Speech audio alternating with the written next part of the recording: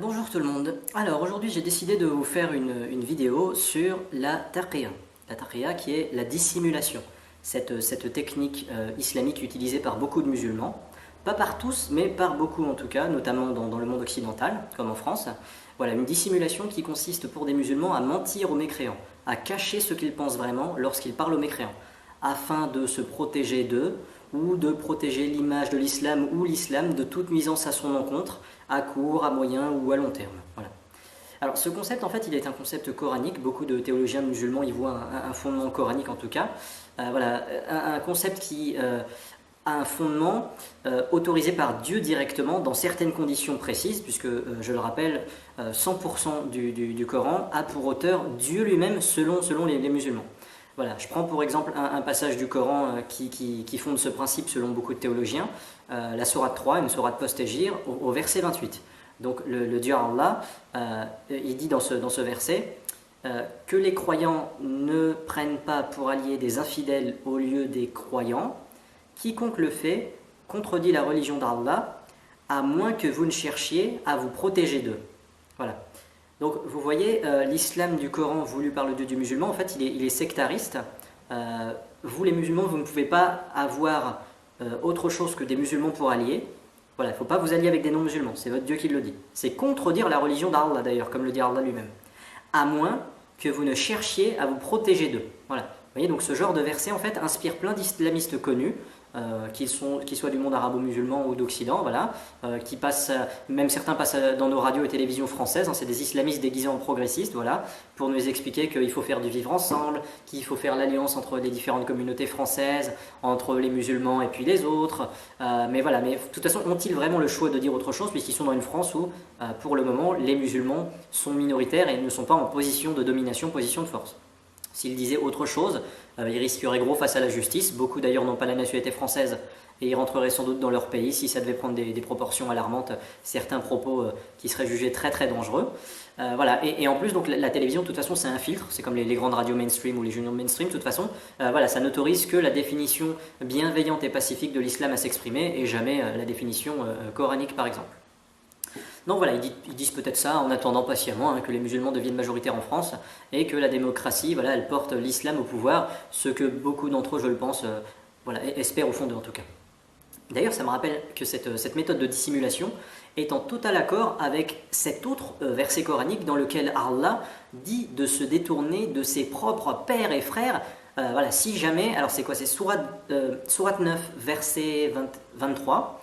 Donc je vous cite la phrase, c'est: ô vous qui croyez, ne prenez pas pour alliés vos pères et vos frères s'ils préfèrent la mécréance à la foi, et quiconque parmi vous les prend pour alliés sont les injustes. Voilà. Alors, moi quand j'entends ça, je me dis, et dire qu'il y a des musulmans qui prétendent, qui vantent un livre du Coran qui célébrerait l'importance des liens familiaux, du respect pour ses aînés, pour ses propres parents, mais non, non, non, pas du tout. En fait, c'est Allah qui le dit lui-même encore une fois, il faut se détourner de son propre père ou frère si jamais l'un d'eux préfère la mécréance à la foi. Voilà, c'est une pure et simple culpabilisation de la liberté de croyance des gens. De toute façon, l'islam, c'est pas une religion qui défend la liberté de penser, elle la criminalise même. Voilà, et puis le Dieu des musulmans, il invite même à cesser de faire de son propre père un allié, s'il le faut, voilà, si au lieu de l'islam, ce père choisit la mécréance. Voilà. Alors avant de vous illustrer concrètement des exemples de taqiyya, ou disons, pour être plus précis, de symptômes illustrant ce type de ruse, je tiens à préciser qu'il faut dissocier deux choses, parce que souvent il y a confusion dans la taqiyya. J'entends beaucoup de gens parler de ce concept-là en se trompant. En fait, il y a d'un côté cette taqiyya qui est une ruse sciemment raisonnée, voilà.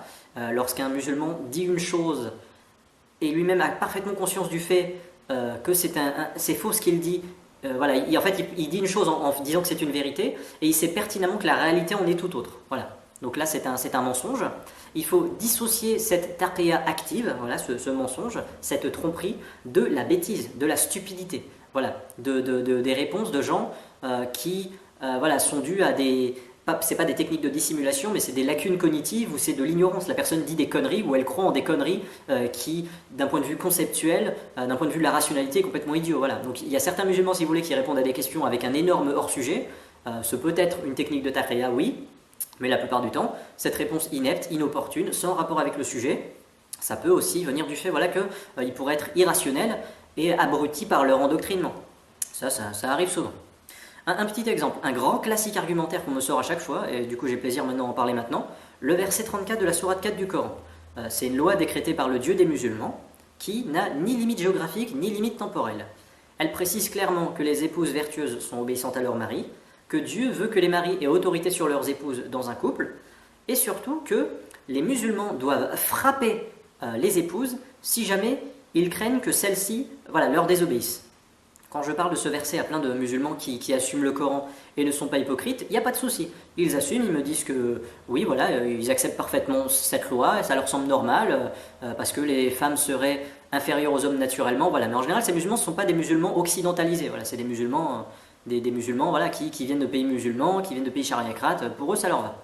En revanche, quand je parle de cette loi à des musulmans occidentalisés, ce que j'appelle les musulmans droits de l'homiste dans mon livre Il était une fois l'islam, à savoir des musulmans qui à la fois ont une allégeance naturelle vis-à-vis du Coran, ils estiment que ce livre est un récit véridique, juste et salutaire, et en même temps, en fait, ils sont passionnellement, et souvent aussi un peu intellectuellement si je puis dire, liés aux idéaux libertaires et égalitaires du monde occidental moderne et aux valeurs intellectuelles aussi portées en triomphe par ce monde occidental. Et en fait, ils transigent un peu entre les deux, souvent hypocritement, beaucoup par schizophrénie. En tout cas, c'est ce que j'appelle les musulmans droits de l'homiste. Donc beaucoup de ces gens, quand je leur parle du verset 34 de la sourate 4 qui autorise le mari musulman à frapper son épouse désobéissante, et cette loi n'a aucune limite, ni géographique, ni temporelle, ni diplomatique. Donc beaucoup me rétorquent quand je leur parle de ça. Ah oui, tu crois qu'en France, il n'y a pas de femmes battues peut-être ? Alors, aux musulmans qui me répondent ça, moi je voudrais faire passer le simple message suivant.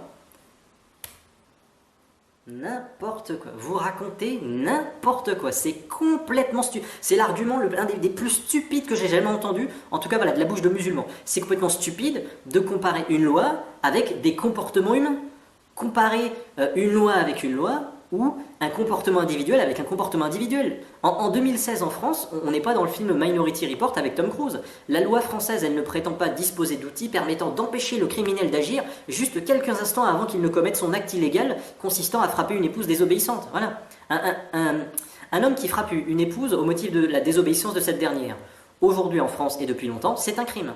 Un homme qui frappe son épouse désobéissante en France, la loi française considère qu'il commet un crime. Et par contre, dans un pays qui officiellement a choisi de faire du Coran son code juridique, genre en Arabie Saoudite, au Yémen, en Afghanistan, là il ne commet pas de crime. Elle est là la différence.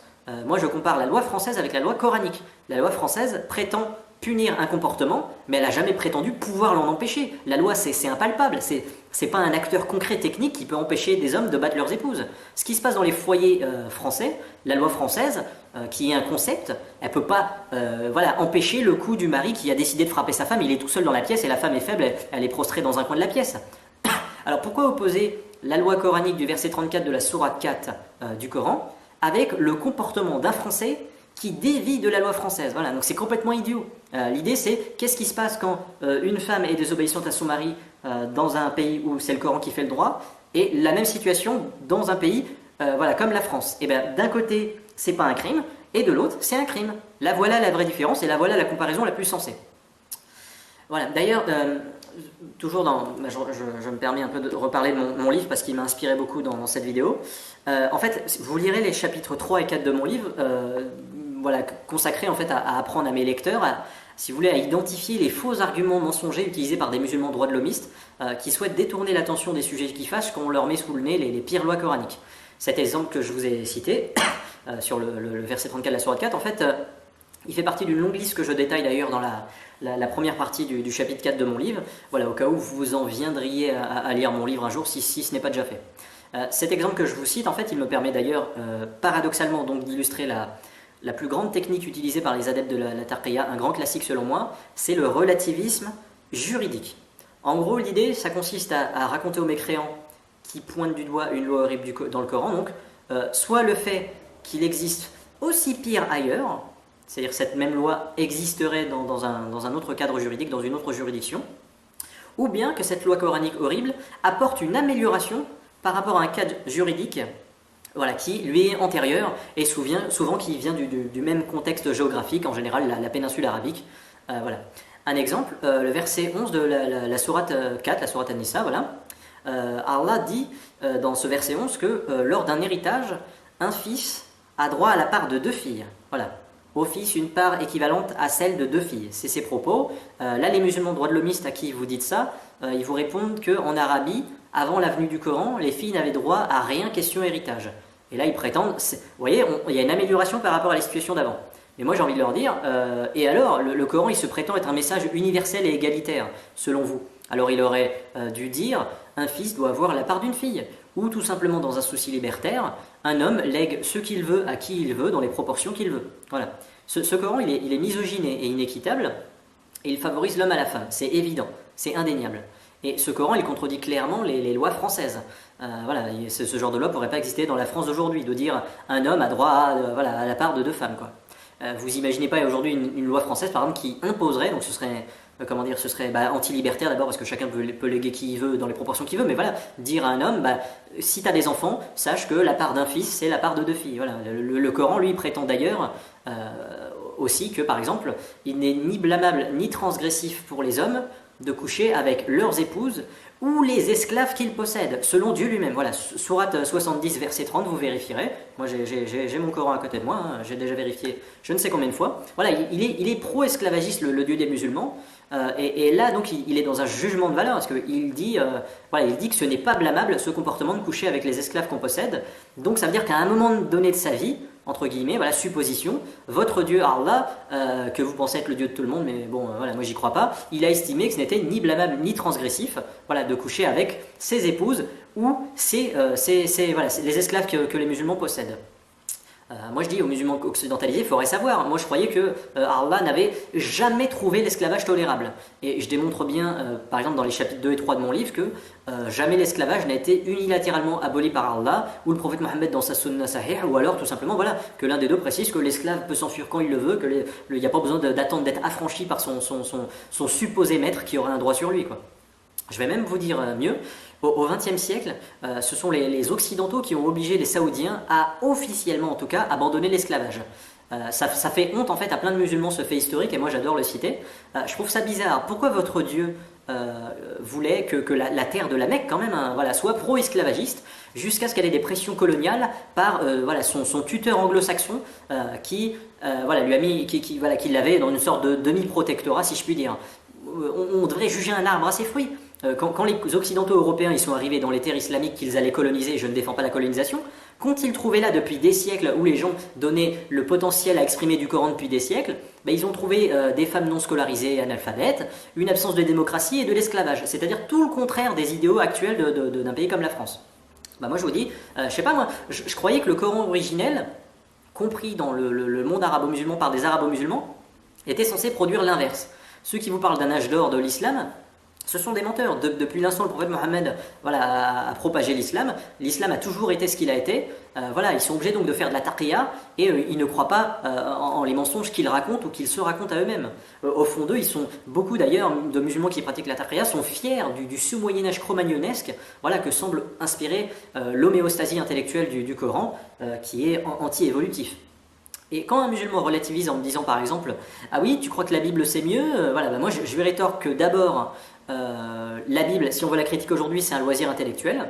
Parce qu'aujourd'hui, dans toutes les terres chrétiennes, c'est un monde de paix, c'est les endroits où il fait le mieux vivre quand on est une femme par exemple ou un libre penseur. Donc voilà, alors que moi critiquer le Coran, je critique un Coran horrible qui dans la pratique crée aussi des fruits horribles si vous voulez. Voilà. Donc c'est cohérent, c'est une responsabilité politique plus qu'un simple devoir intellectuel.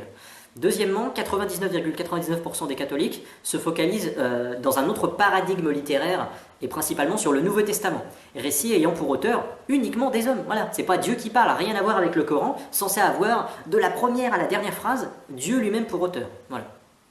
Enfin, moi je sais pas, quand je reproche par exemple à un violeur d'avoir violé une femme et que ce violeur il me répond ah ouais y a tel autre mec là-bas aussi il a violé une femme. Et alors, qu'est-ce que ça change? Si moi je dis le Coran est esclavagiste et misogyne et que c'est vrai d'ailleurs, et puis qu'un musulman me dit oui, il y a tel autre livre qui est esclavagiste et misogyne, Et alors, ça a annulé le côté esclavagiste et misogyne du Coran, du coup. Donc, c'est quoi ce relativisme? Je veux dire, c'est complètement idiot de dire j'ai un tort, mais le tort, il existe pareil ailleurs. Et à un moment donné, il faut arrêter de se mentir à soi-même et d'être hypocrite. Voilà, donc il y a aussi d'ailleurs un autre relativisme, du coup, qui me vient à l'esprit en parlant de ça. C'est le relativisme sémantique. En gros, par exemple, si on reprend le verset 34 de la sourate 4 du Coran, ce verset à lui tout seul, il démontre de façon définitive que l'islam contredit le monde occidental et que c'est un danger pour lui. Hein, voilà. Certains vous diront que les verbes polémiques des pires lois du Coran, comme des verbes tuer, mécroire, et bien évidemment dhalaba, frapper, voilà, dans ce fameux verset que je vous citais, ils vont vous dire que ils ont plusieurs sens, ils sont ambigus, ils sont mal traduits, ils sont mal compris. Voilà. Donc déjà, moi je trouve ça étrange parce que toutes les plus grandes œuvres littéraires, philosophiques et juridiques au monde, elles peuvent être traduites dans d'autres langues, voilà, sans problème. On en comprend le sens général si vous voulez. On peut toujours discuter sur tel ou tel petit terme qui peut avoir une nuance éventuellement comprise différemment en fonction, en fonction des langages, en fonction des pays, mais globalement, voilà, on a compris une cohérence globale et univoque de la plupart de ces grandes œuvres sans problème. C'est d'ailleurs ça qui fait une grande œuvre, c'est le fait qu'elle soit claire, limpide pour tout le monde. Et puis bizarrement, le Coran, c'est le seul livre dont on peut entendre tout et son contraire sur terre. Voilà. Il n'y a pas une idée générale capable d'être comprise. Il y aura toujours systématiquement des partisans de ce livre pour comprendre le contraire.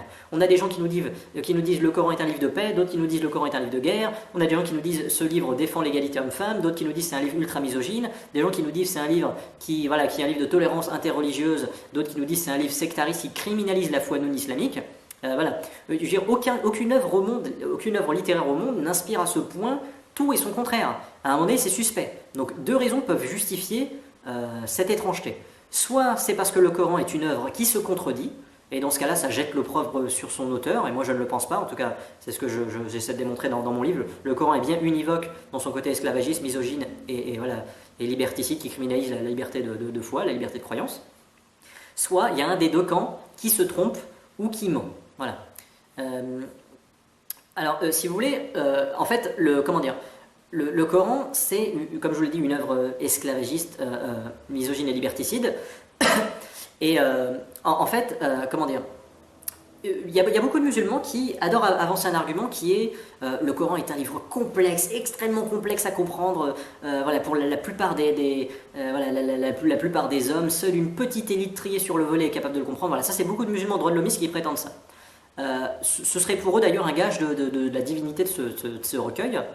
Et moi je dis, pourquoi la complexité serait-elle plus divine que la simplicité?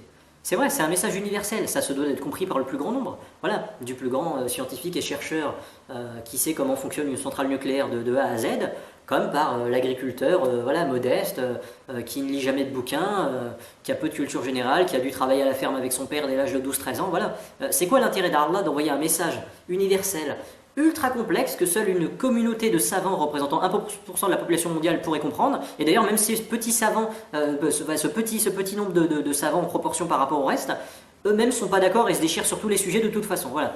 Pourquoi ne pas admettre que le Coran pourrait ne pas être éloquent, cohérent de prime abord pour le maximum de gens, et surtout peu univoque, justement parce que ce n'est pas une œuvre divine, mais un fourre-tout anthropique, issu d'esprits limités ou d'un esprit limité du 7e siècle en Arabie.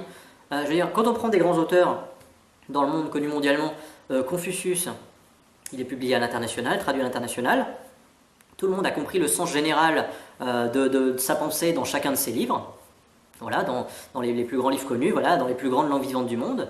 Même chose pour Platon, je veux dire, chaque livre, les grandes idées générales, ça a été compris. Même chose pour la Constitution américaine, qui est un code juridique. J'aime bien comparer avec la Constitution américaine parce que le Coran, dans l'absolu, est un code juridique qui tourne essentiellement autour d'interdits et d'obligations. Même si derrière, après, il y a des récits sur une vingtaine de prophètes, des récits historiques, des récits sur ce qui attendra les gens dans l'au-delà, enfer, paradis. Mais en tout cas, c'est aussi un code juridique. Et bizarrement, les Corans qu'on a dans le monde occidental, comme en France, comme mon Coran, par exemple, mon Coran saoudien, Al-Bolak, et bizarrement, déjà ces livres sont édités par des professionnels, ça a été vérifié par des universitaires du monde musulman, ça déplaît toujours aux musulmans droits de l'homiste du coin qui vit en France, tout ça parce que la parole d'Allah n'y serait pas bien retranscrite, c'est ce que disent beaucoup, mais c'est toujours à des endroits précis que ça leur plaît pas. Il y a plein d'endroits où ça leur plaît, il n'y a pas de souci, c'est toujours systématique et justement on va y venir. En fait, si vous voulez, pour eux, le Coran serait non seulement, il serait non seulement pas bien restitué dans ses grandes lignes en termes de sens, d'idée générale, mais surtout le vrai Coran voulu par Allah selon eux serait en fait l'exact inverse voilà, de ce qu'il y a dans les livres du Coran actuel que l'on peut trouver dans les librairies islamiques en France, voilà, comme celui-là. Comme par hasard, si vous voulez, par exemple, ils vont vous dire que il est interdit de tuer, ça a été traduit de façon erronée par tuez-les, voilà, comme par hasard. Ou alors, pour traduire que l'absence de foi en l'islam n'est pas un crime, ils ont traduit ceux qui ne croient pas en les versets du Coran, nous les brûlerons bientôt dans le feu de l'enfer. Vous voyez, donc comme par hasard que l'inverse. Moi je dis, oh là là, mais c'est très fortuit et très fâcheux ce hasard qui fait que voilà, ces traducteurs se trompent et en plus qu'ils disent l'exact inverse de ce qui est censé être écrit dedans. Et d'ailleurs, Allah observe tout ça et finalement il n'empêche pas cette mauvaise réputation d'être diffusée. Son islam original il est perverti, lui ça lui va, il s'en fiche. Voilà. Les adeptes de la taqiyya en fait, si vous voulez, ils disent indirectement qu'Allah est un Dieu inefficace qui a envoyé un message pour rien, puisque ce serait, supposition, le contraire de son message que les hommes comprennent majoritairement. Voilà, alors à ceux qui balancent ce genre d'argument, moi j'oppose un constat. Le Coran, en fait, il est misogyne, esclavagiste et ennemi de la liberté de penser.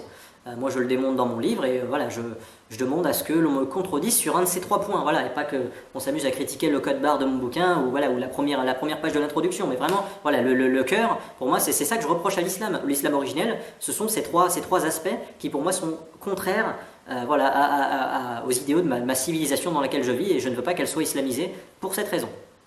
Admettons donc que le hasard fasse qu'Allah serait un Dieu si nul, incompétent et inefficace au point qu'il n'arrive pas à empêcher que des Corans misogynes, esclavagistes et ennemis de la liberté de penser soient diffusés partout sur Terre. Ce qui est le cas en fait. Quel Dieu vraiment nul, j'ai envie de dire. Hein. Donc admettons que le véritable Coran transmis par Allah à Mohammed soit le contraire de ça, c'est-à-dire un récit en fin de compte égalitariste concernant les droits et libertés des individus de sexe différents, hommes ou femmes, voilà, un livre anti-esclavagiste et surtout un livre qui ne criminalise pas la liberté de croyance. Moi je dis à ce moment-là, 2 conclusions me viennent en tête. Premièrement, c'est bizarre parce que les pires endroits au monde où vivre quand on veut jouir de liberté et de droits en tant que femme, ou quand on est un libre penseur athée qui s'est émancipé de la religion d'État, par exemple, et ben c'est précisément les pays musulmans. Bizarrement, l'expression de l'islam des sociétés voilà, islamiques coranistes s'accorde parfaitement avec le Coran dont j'ai bien compris voilà, le sens misogyne et ennemi de la liberté de penser, mais que voilà, plein de musulmans droits de l'homme prétendent que c'est un sens perverti. Ces horreurs juridiques, elles vont dans le sens de ce que produit le monde arabo-musulman encore aujourd'hui, ça se vérifie. Et la jeunesse du monde arabo-musulman, elle ne rêve d'ailleurs que d'une seule chose, globalement, majoritairement, c'est de fuir leur société, et quand ils en ont l'occasion, voilà, de pouvoir venir en Europe ou en Amérique du Nord, dans le monde occidental. Tellement leurs sociétés islamiques sont iniques, produisent de la schizophrénie, sont peu épanouissantes. Voilà. Et donc, deuxième argument à opposer, moi dans mon Coran saoudien. Voilà, l'Arabie saoudite, en fait, c'est la terre de la Mecque, hein, faut pas l'oublier, la terre originelle de l'islam, hein, je le rappelle, voilà. Et Allah n'a pas empêché la publication de ce livre, c'est con. Hein. Voilà, par exemple, je vais prendre une note de bas de page. Je vais prendre celle du verset 34 de la sourate 4, justement, dont je vous parlais.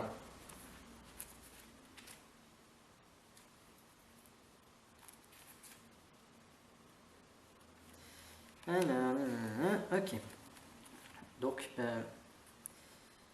je suis dans la sourate 4, voilà. Il y a une note de bas de page en dessous en fait ici, par rapport à ce fameux verset polémique qui autorise les hommes à frapper leurs épouses désobéissantes. Et parce que en fait ça pose problème aux musulmans si vous voulez ce genre de loi, encore une fois je me répète, parce que c'est très concret, ça contredit clairement les lois françaises. Mais voilà, si vous voulez l'exégèse de ce truc-là, frappez-les. Donc les professionnels qui ont publié ce Coran et Allah ne les a pas empêchés, ça consiste à dire pour frapper-les, pas violemment, mais simplement pour les faire obéir. Voilà, donc vous voyez, frapper, ils ont voulu amoindrir la portée de ce fait, mais ça reste quand même frapper, c'est juste pour les faire obéir. Ben, je suis désolé, mais moi ça me choque quand même. Mais eux, finalement, ils ont compris exactement voilà, que ça voulait dire frapper les femmes si jamais elles vous désobéissent. Alors pourquoi ne pas les croire? Pourquoi votre Dieu, si vous voulez, il laisse tous les pays musulmans appliquant le Coran ne pas déclarer criminelle l'action consistant à frapper les épouses désobéissantes voilà, à leur mari? Et pourquoi votre Dieu n'a pas empêché ce Coran, voilà, dont ce verset 34 de la sourate 4, d'avoir ce sens En fait, 99% des Corans diffusés dans le monde stipulent ce sens. Pourquoi Allah laisse-t-il une telle proportion majoritaire de mauvais Corans, voilà, signifiant comme par hasard le contraire de son message originel qu'il aurait voulu donc être propagé partout sur Terre. Voilà, à un moment donné, il faut se poser des questions. Moi, je pense que les musulmans qui veulent trop s'attarder là-dessus et prétendre que ça veut dire ne les frappez pas, votre Dieu, en fait, il aurait dit frappez-les pour signifier ne les frappez pas, si jamais elles vous désobéissent. Moi, je dis, quand on sort ça, c'est clairement de la taqiyya. Vous avez honte de votre Coran, vous cherchez à endormir la vigilance des Occidentaux, voilà, et du coup, voilà, vous racontez ça, vous savez qu'au fond de vous, qu'une femme qui désobéit mérite de la violence conjugale, vous y adhérez bon gré mal gré. Moi, je suis opposé à cela, justement. Voilà, c'est ce qui fait que vous et moi n'appartenons pas à la même civilisation. Je regarde juste ce qu'il y a écrit en face. والتي تخفون نشوزهن فإذوهن واحجروهن في المضاجع ويضربوهن. Non, bah écoutez, c'est très clair. Je veux dire, faut être vraiment un hypocrite, un menteur pour raconter le contraire, voilà, de ce message très clair. Et d'ailleurs, je voudrais sortir un argument qui, je pense, va faire sûrement très très mal. C'est qu'en fait, il y a beaucoup de musulmans qui nous disent que daraba, donc la racine verbale frappée de ce verbe polémique, qui disent ça ne veut pas dire ce sens-là en fait. Ça peut vouloir dire autre chose si vous voulez. Genre frapper métaphoriquement, c'est-à-dire choquez-les. Dites-leur ah tu n'as pas à me désobéir. En plus c'est frapper dans le but de faire obéir. Vous voyez, ce qui est déjà assez injuste en soi, assez phallocratique quoi. Pourtant ce sens a été majoritairement compris ainsi dans le monde arabo-musulman. Et d'ailleurs c'est drôle, mais finalement on n'a jamais entendu avant le XXe siècle de débats polémiques dans le monde arabo-musulman sur le sens de ce verset, en un temps où, à échelle de toute la planète, ça allait de soi que voilà, les hommes étaient supérieurs aux femmes et voilà, la misogynie allait de soi si vous voulez. Donc c'est bizarre, mais les musulmans beaucoup se sont mis à débattre sur le sens de ce verset seulement dès l'instant où, au XXe siècle, les Occidentaux, qui sont le fer de lance de l'émancipation des femmes hein, dans le monde occidental, Union Européenne, Amérique du Nord, Israël, Australie, voilà. C'est seulement dès l'instant où ce monde occidental a commencé à être un fer de lance, notamment jusqu'à la fin du XXe siècle, pour rendre les droits et libertés les plus équitables possibles entre les hommes et les femmes, que comme par hasard, tout d'un coup, voilà, les musulmans se sont dit ah tiens, ça veut peut-être pas dire ça finalement. Moi, je trouve ça un peu suspect. Voilà, c'est quand les occidentaux font naître dans leur civilisation l'égalité homme-femme que tout à coup, voilà, des musulmans évoquent un verset mal compris. Ils disent bon finalement, c'est pas le sens exact, ce serait même le sens inverse. Voilà, mais Allah laisse ce sens inverse se diffuser partout sur terre, il n'empêche pas ça. C'est un peu d'ailleurs comme les miracles scientifiques du Coran. En fait, d'abord, les Occidentaux font des grandes découvertes scientifiques innovantes, voilà, et ensuite seulement, des musulmans feuillettent le Coran, et tout d'un coup, ils trouvent des récits de métaphores au 3e degré qui annonceraient des trouvailles faites par des mécréants occidentaux. Et là, ils disent, vous avez vu, le Coran, il l'a trouvé avant vous, les mécréants. Non, c'est les mécréants d'abord qui inventent le réfrigérateur, la portance aérodynamique, l'effet de Joule, tout ce que vous voulez, et c'est seulement vous, après, qui trouvez ça dans le Coran, mais bon, finalement, c'est complètement idiot, puisque même si Allah, il vous donne la version métaphorique, la notice, pour comprendre tout ça, finalement, les musulmans ne le comprennent jamais eux-mêmes spontanément tout seuls. C'est d'abord les mécréants qui le comprennent ou qui découvrent tout ça tout seuls.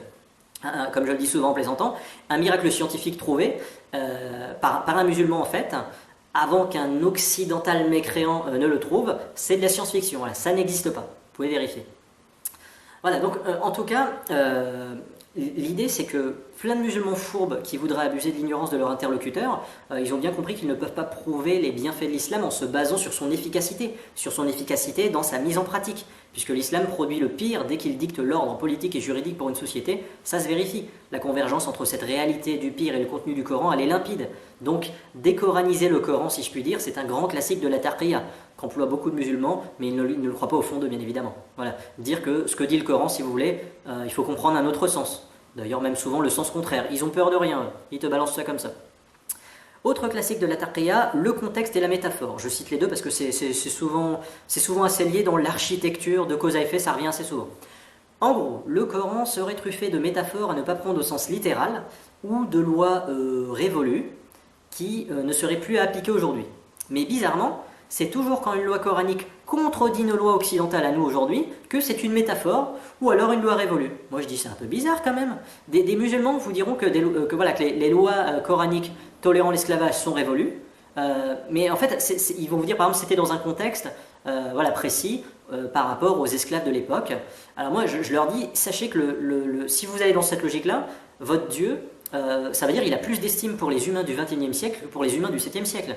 En fait, c'est comme si tu nais au 7e siècle, tu es l'esclave d'un musulman, et Allah, il se dit, eh ben bien fait pour ta gueule, voilà, fallait naître au 21e siècle, car là, ça m'aurait fait de la peine que les humains du 21e siècle puissent souffrir de l'esclavage, voilà, mais par contre, moi, Allah, je trouve ça tolérable pour des humains du 7e siècle, voilà. Donc si vous voulez, c'est un peu une étrange logique, qui n'est pas très universaliste, hein, voilà, idem pour le droit de frapper une épouse désobéissante. Il y a plein de musulmans qui vous disent, ouais, mais ça c'était juste une loi valable au temps du prophète Mohammed.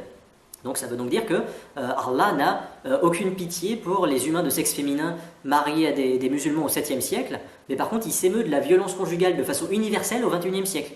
Moi je trouve ça un peu suspect, je trouve ça un peu curieux, faut arrêter de nous prendre pour des cons à un moment donné. Voilà. L'humain de sexe féminin au 7e siècle, c'est pas si différent de l'humain de sexe féminin en l'an 2016. Voilà, c'est la même personne, la même dignité. La violence conjugale, en fait, elle lui déplaît tant que ça à Allah.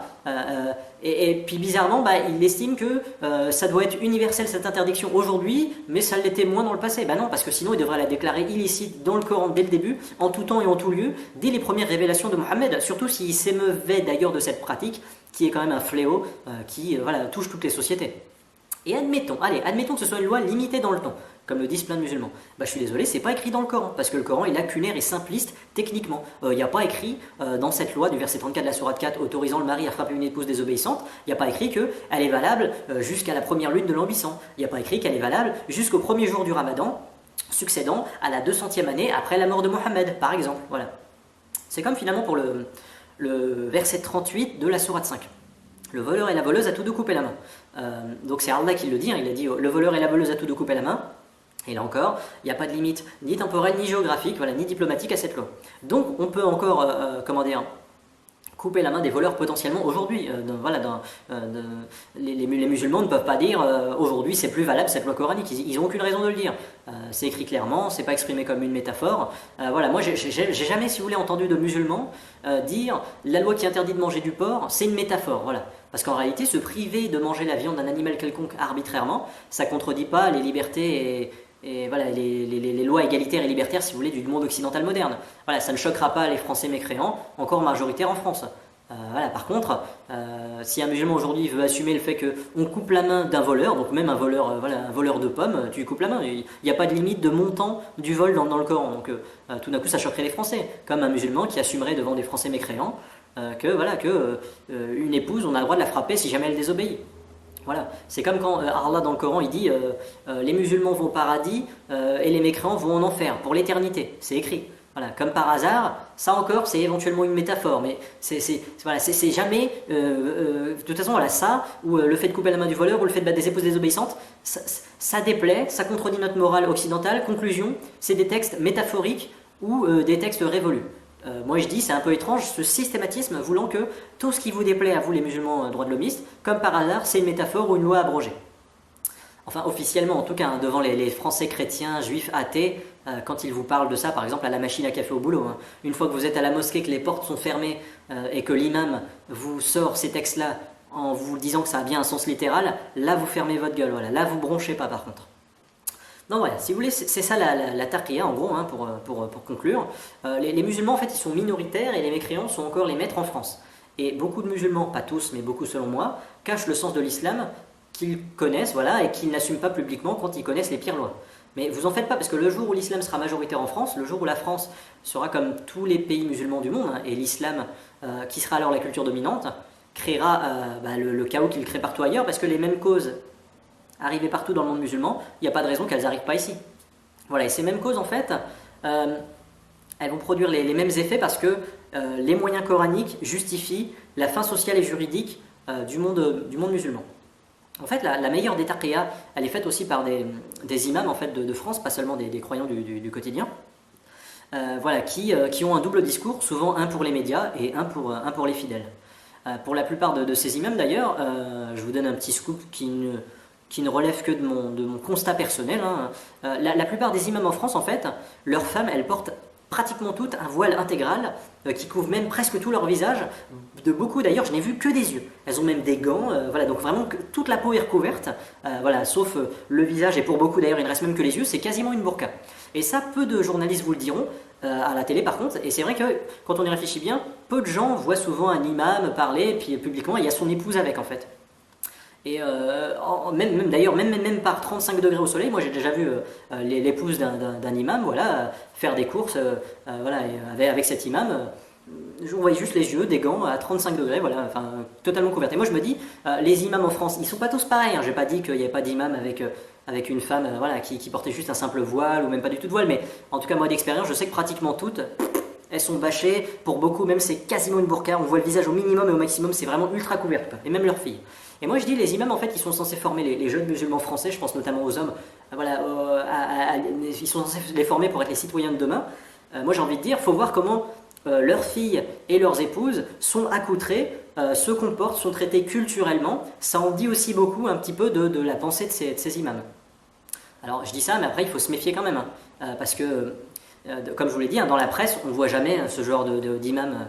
Voilà, en fait, il n'y a que quelques imams qui passent à la télévision, triés sur le volet, toujours les 5 mêmes, mais en réalité, il y en a juste un petit peu plus, mais c'est pratiquement toujours les 5 mêmes qui passent. Voilà, c'est les stars des plateaux télé en fait. De toute façon, on ne voit même pas leurs épouses, mais là n'est pas la question. Mais en tout cas, si vous voulez, la majorité des imams de France qui passent à la télé, ils sont rasés de près, voilà, c'est pas fait par hasard. Mais la majorité des imams en France, en tout cas que moi j'ai rencontrés dans ma vie, voilà, c'est des gens misogynes. Évidemment que ce qu'ils disent dans les mosquées ou leurs prêches, ils ne le diront pas à la télé. Voilà, la télé qui ne choisit pas n'importe qui. Mais j'en ai jamais entendu aucun d'eux dire que c'était interdit pour un mari musulman de frapper une épouse au motif de sa désobéissance. Pour moi, c'est la science-fiction, voilà, de trouver ce texte dans la bouche d'un imam. Donc comme je vous l'ai dit, évidemment, vous avez les rares imams du système, quand eux ils passent à la télé, de toute façon, là n'est pas la question, parce que la question du contenu juridique du Coran, aucun journaliste ne leur pose. Voilà, ils parlent jamais des lois juridiques les plus honteuses du Coran, ou alors ils évacuent ça quand le sujet commence à poindre indirectement. Je vous l'ai dit, hein, ils ont une légère barbe, ou alors ils sont bien rasés de près, ils savent employer les grands slogans voilà, qui sont taqiyyo-compatibles. Hein. Le terrorisme c'est contraire à l'islam, les djihadistes ne sont pas musulmans, l'islam c'est une religion de paix et de tolérance, ah mais il faut le vivre ensemble entre nous les musulmans et puis eux les non-musulmans, voilà, mais en fait ils vous enfument quand ils vous disent ça. Moi je pense que beaucoup gagnent du temps, ce sont même des islamistes déguisés en ennemis des islamistes, même pour beaucoup. Voilà, ils gagnent du temps, mais quand vous vous réveillerez dans la France de demain, où la majorité du pays sera musulmane et dirigée par des islamistes, parce que les musulmans, aussi relativement quiétistes soient-ils en majorité, en fait ils choisissent toujours des islamistes pour se diriger en fait, pour les diriger pardon. Et les politiciens islamistes en fait, eux ils invoqueront plus la protection des libertés ou la protection de la minorité, ce qu'ils invoquent aujourd'hui dans la France où les musulmans sont encore minoritaires mais de moins en moins, même si les organismes de statistiques ou la presse minorent bien évidemment leur poids. Et ce jour-là, quand ils seront majoritaires, que ce seront eux donc qui gagneront démocratiquement, là ils vous sortiront plus les arguments classiques ils diront à la minorité mécréante, ils lui diront respectez la majorité, respectez le choix de la majorité, voilà, de la majorité islamique, voilà, de la majorité de gens en France qui estiment que le livre du Coran est un livre salutaire, juste et utile, alors que le livre du Coran c'est juste un livre misogyne, esclavagiste et ennemi de la liberté de penser, ce qui est quand même flippant. En fait, le temps de la taqiyya il sera révolu à ce moment-là parce que les Français verront dans le concret, dans le réel, dans la politique, la différence entre la France qu'on connaît dans fin des années 90, début des années 2000, voilà, la France filmée, hein, on a des témoignages d'époque filmés, et puis le futur califat islamique dans quelques dizaines d'années, peut-être en France, ou peut-être moins, je ne sais pas, voilà, qui ressemblera à n'importe quel pays musulman, misogyne et multiconflictuel, voilà. Et surtout, il sera révolu, ce sera révolu, voilà, le temps de la taqiyya, qui est utilisé aujourd'hui pour endormir la vigilance des gens, voilà, endormir la vigilance des collègues de travail qui s'interrogent sur l'islam, endormir la vigilance des citoyens. Voilà, vous voyez en fait, l'islam c'est pas qu'une religion, de toute façon c'est un totalitarisme, c'est un code juridique, c'est un dogmatisme immunitaire qui ne va pas suffire éternellement.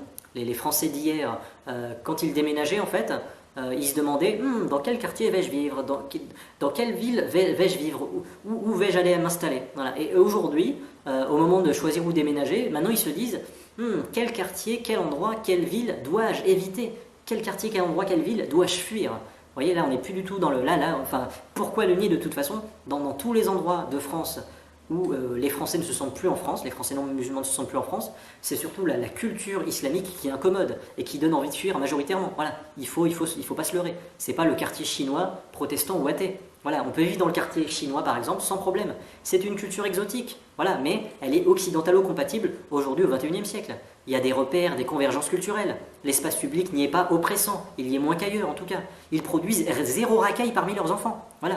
Les hommes qui occupent les terrasses de café là-bas, il y a des hommes, il y a aussi des femmes. Ils ne lancent pas des regards de chat de gouttière agglutinés contre la vitrine de la poissonnerie quand il y a une jolie femme qui passe. Voilà. La taqiyya en fait c'est un outil verbal qui sert à raconter le contraire de la réalité. Il parle tellement, si c'était évident, il n'y aurait pas besoin de parler autant en fait. La taqiyya, c'est parler parce que justement, si vraiment la réalité était évidente, il n'y aurait pas besoin de parler, il suffirait de dire constate la réalité. Voilà. Et en fait, la taqiyya, elle vise à nier donc le point commun culturel qui veut que quand des Asiatiques, par exemple, se font agresser ou tuer en Île-de-France, je pense à l'actualité récente, on sait tous de quel modèle culturel sont issus la majorité des agresseurs. Quand un médecin hospitalier se fait frapper jusqu'au sang parfois par le mari qui veut que sa femme se fasse accoucher par une femme, on sait tous que les coups de poing, voilà, ils ne viennent généralement pas d'un athée, d'un juif ou d'un bouddhiste. Quand il y a des quartiers où aucune femme ne peut marcher seule dans la rue la nuit, on sait tous quel modèle culturel est souvent dominant, voilà, dans ce quartier majoritairement. Quand un terroriste fait un attentat suicide en attaquant des militaires ou des incroyants depuis son référentiel religieux, ici en France, on sait tous voilà, en quel Dieu ces terroristes-là croient. À un moment donné, quoi que vous racontent les adeptes de la taqiyya, la meilleure façon de contester cette dissimulation, c'est simplement de constater la réalité. Voilà, ça ne sera pas toujours de la faute des Occidentaux ou de la colonisation. Au Maroc, moi j'avais vu en 2015, j'avais vu un article de journal, des musulmans qui avaient bu un jus d'orange en plein jour, ils ont été mis en prison, voilà, l'année dernière. J'ai envie de dire, est-ce que c'est la faute de la méchante France colonisatrice qui a fait du Maroc un protectorat, voilà, même 60 ans après? À un moment donné, j'ai envie de dire, les problèmes du monde musulman, peut-être qu'ils viennent d'abord et avant tout de l'islam, les problèmes sociologiques là-bas, et culturels. Peut-être ça vient aussi de l'islam, et pas des Occidentaux, de la France, des États-Unis ou d'Israël. À un moment donné, je sais pas, les musulmans droits de l'hommiste, si vous étiez si sûr de toute façon que l'islam est utile et bienfaisant, vous n'auriez pas besoin de faire des taqiyya, vous assumeriez le Coran tel quel. Pourquoi d'ailleurs, il y a beaucoup de gens qui font de la taqiyya, en fait, qui se réjouissent de faire triompher le bien islamique par la dissimulation, par le mensonge. Et j'ai envie de dire, si la vérité que vous défendez, elle a besoin de triompher par le mensonge, c'est peut-être parce que cette vérité n'est ni pacifique, ni librement consentie, apte à fédérer, finalement. On ne peut pas faire la paix avec la partie adverse en mentant à la partie adverse. On n'est pas dans un choix libre et raisonnable quand la proposition est mensongère. La taqiyya, elle existe parce que ceux qui en usent savent pertinemment que l'islam rebute la majorité des gens qui n'y adhèrent pas. La voilà la vérité.